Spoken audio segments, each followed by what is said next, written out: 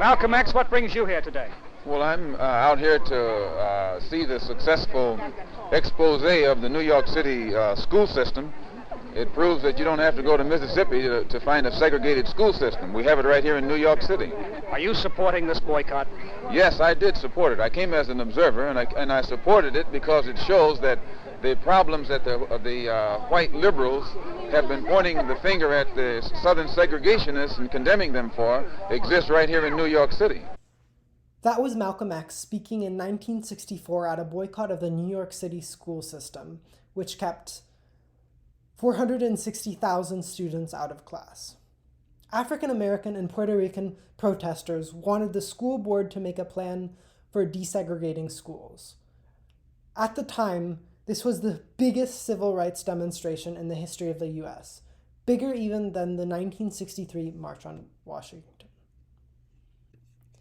8 years earlier, in 1954, the landmark Supreme Court case Brown v. Board of Education marked the conclusion of official or de jure school segregation. This meant that schools were no longer permitted to exclusively enroll children of a certain race or national identity while disallowing other children to enroll. However, de facto or unofficial segregation was still allowed. In other words, if the communities and neighborhoods people lived in happened to be racially isolated, and as a result, the schools in those communities ended up mostly only having children of a certain race, this was okay. So, despite the impact of Brown versus Board of Education, racial segregation in schools persisted due to these de facto circumstances.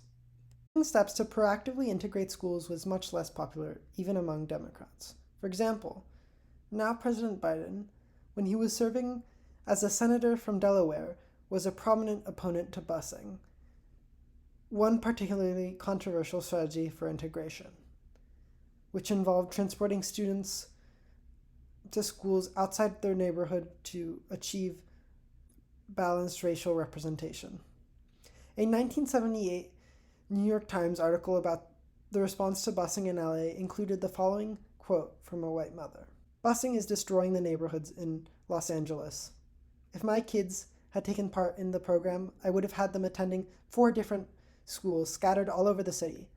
I think neighborhood schools have a great value. They give kids a sense of security. We feel like we're being shoved out of Los Angeles." This quote reflects 3 prominent criticisms of busing: longer commute times and inconvenience in general, damaging a sense of community within neighborhoods, and pushing whites to move to the suburbs. In some places, the start of busing was met with violence. For example, in the fall of 1974, the first time buses brought black kids into white schools in Boston, crowds threw bricks and rocks at the kids in the buses. A quote from Lee Atwater exemplifies how terms like forced busing could be used to hide racist intentions. Atwater was a political consultant and strategist for the Republican Party. He gave the following quote while working as part of the Reagan administration during an anonymous interview which was later de-anonymized.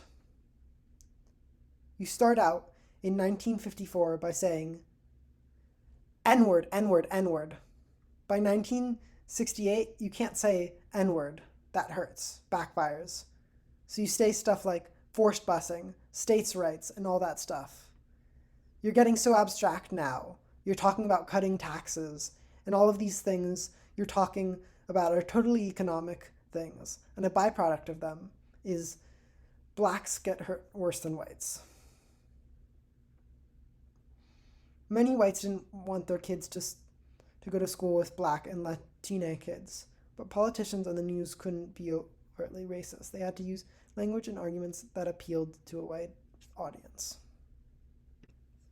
All this being said, I don't want you to come away with an overly one-sided view of busing. There were many black people who actually opposed busing. One of the consequences of integration was the closing of many all-black schools and the firing or demotion of black teachers and principals, instead of just better funding those black schools.